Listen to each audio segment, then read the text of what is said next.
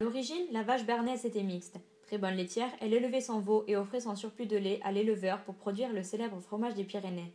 Dotée de beaucoup de force, elle servait aussi aux travaux dans les champs. À l'image de l'ours des Pyrénées, notre belle vachette bernaise est en voie de disparition. Elle a frôlé l'extinction à la fin du XVIIIe siècle des conséquences d'une épizootie. Sa robustesse lui permit de survivre, mais c'était pour mieux se trouver croisée quelques décennies plus tard avec la garonnaise ou la quercy pour donner naissance à la célèbre blonde d'Aquitaine. Dans les années 1950, la béarnaise, délaissée au profit de races plus productives, comme la blonde d'Aquitaine, la charolaise ou encore la limousine, est de nouveau menacée.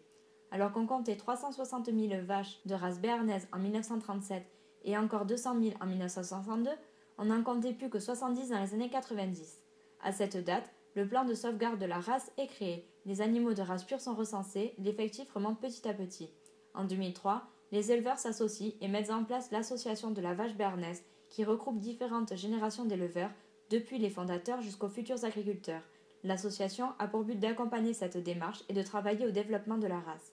Malgré tout ce travail, le nombre d'animaux en race pure a du mal à se développer. À l'heure actuelle, on dénombre 19 taureaux différents dont la semence est disponible à l'insémination animale et 193 femelles de plus de 2 ans. La race béarnaise a su vaincre le temps et les années mais doit encore bénéficier du dur labeur des éleveurs pour survivre.